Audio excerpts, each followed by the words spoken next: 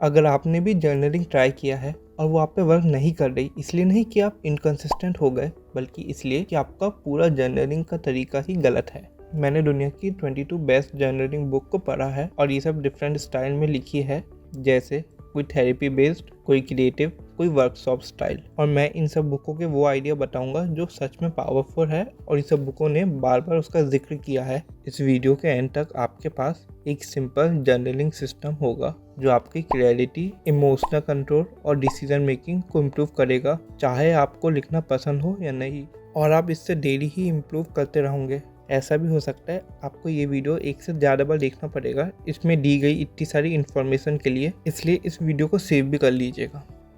Journaling के 3 काम है, या कहो इन 3 चीज़ों पे वर्क करता है। पहला, माइंड से लोड हटाना। दूसरा, समझना कि एक्चुअली हो क्या रहा है हमारे साथ। और तीसरा, अपना नेक्स्ट एक्शन डिसाइड करना। 99% लोग सिर्फ फर्स्ट स्टेप ही करते हैं, इसलिए उन्हें टेम्पररी रिलीफ मिलता है, पर थोड़े दिन बाद वो प्रॉब्लम वापस आ जाती है। मैं इस वीडियो में आपको 9 आइडियाज दूंगा इन तीनों को अचीव और पहले से ज़्यादा इम्प्रूव करने के लिए। फर्स्ट आइडिया है 15 मिनट ट्रूथ राइटिंग। एक टाइमर बनाओ, ज़्यादा नहीं, सिर्फ 15 मिनट के लिए। और इस 15 मिनट में सिर्फ वो सच लिखो जो आप हमेशा इग्नोर करते हो, खुद से बात करने के लिए भी। और इसको कुछ पॉजिटिव वे में लिखने की भी कोई ज़रूरत नहीं है। और इसका एक ही रूल बनाओ कि ऐसे लिखो कि कभी कोई इससे पढ़े ही नहीं। Second idea is feeling is need. इसे थेरेपेटिक जर्नलिंग कहते हैं। इसमें आप अपने थॉट्स को नहीं लिखकर आपके इमोशंस को बताते हो और आप कैसे उस पर रिएक्ट करते हो। ये करना इसलिए ज़रूरी है क्योंकि बहुत सारे जर्नल्स पहले से इमोशनल होते हैं लेकिन कभी यूज़फुल नहीं होते, और इसको फिक्स करने का एक सिंपल ट्रांसलेशन है। अब यहाँ ये 2 वर्ड्स ऐड करके आपको आपका रीज़न मालूम चल गया होगा। मुझे गुस्सा फील नहीं हो रहा क्योंकि मुझे रिस्पेक्ट चाहिए। अब आपको आपका इमोशन कंट्रोल नहीं कर रहा, आपको उसकी वजह पता चल गई। और हर दिन ऐसे ही ट्रांसलेशन आपको आपकी पर्सनैलिटी भी अच्छे से समझेगी और इम्प्रूव भी करेगी। Third idea is the 2 column conflict resolver. कोई भी कॉन्फ्लिक्ट को डायरेक्टली मत लिखना, उसकी जगह 2 कॉलम बनाना। एक साइड जिसमें उनका पॉइंट ऑफ व्यू हो और एक साइड जिसमें आपने अपना पॉइंट ऑफ व्यू लिखा हो। और फिर इन दोनों का कंक्लूजन लिखना, जैसे मुझे सॉरी बोलना चाहिए, या इस बार माफ़ कर देता हूँ, या फिर बिना बात करे कैसे कम्युनिकेट करूँ। और यही टेबल आपका रिलेशन तो सुधारेगा ही और आपका इमोशनल क्रिटिकल डिसीजन और सिचुएशन संभालना भी सिखाएगा। Fourth idea is the dialogue method. ये बात को थोड़ा ध्यान से सुनिएगा। कोई पर्सन क्रिएटिविटी, इमोशंस और भी कई फीलिंग्स को मास्टर कर लेते हैं, और वो इसलिए क्योंकि हर पर्सन के अंदर एक से ज़्यादा वॉइस होती है, या कहो एक से ज़्यादा पर्सनैलिटीज होती है, और वो हमें गाइड करते हैं हमारी जर्नी में। जब भी हम कोई चीज़ पर रिएक्ट करते हैं तो हम सिचुएशन के थ्रू करते हैं, और जब हम कोई प्रॉब्लम में होते हैं तो हम उसका सॉल्यूशन खुद से निकालते हैं, और कहीं ना कहीं ये वॉइस है जो हमें हेल्प कर रही है।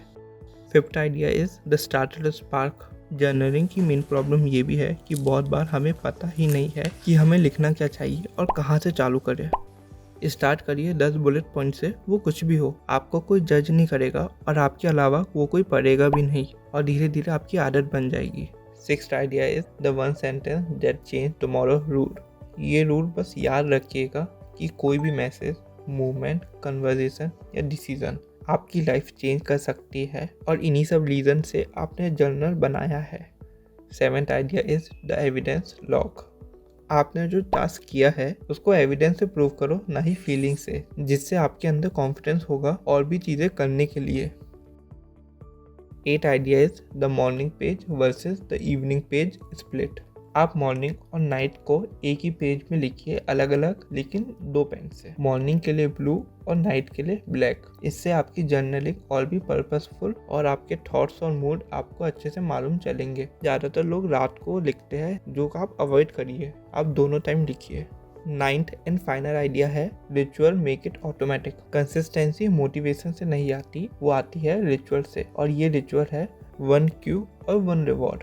यहाँ क्यू चाय, म्यूजिक, चेयर और पेन है, और रिवॉर्ड आपकी बेस्ट लाइन, थॉट्स या बेस्ट मूवमेंट होते हैं। ये सारे आइडियाज एक साथ समझना और अप्लाई करना बहुत कॉम्प्लेक्स हो जाएगा शुरू में आपके लिए, इसलिए आप ये 5 मिनट के 5 टॉपिक से स्टार्ट कर सकते हो, और यही आपका सिस्टम है। अब मैंने बिगनर से एडवांस तक आपको सिखा दिया है जर्नलिंग के बारे में। अब आपका बस एक ही काम है और वो है इम्प्लीमेंट करना। जो लिखना है लिखिए और बिलीव मी, आप एक मंथ में खुद को पहचानोगे भी नहीं। और ऐसे ही कई सारे इंफॉर्मेटिव वीडियोस के लिए लाइक एंड सब्सक्राइब करिए। Thank you.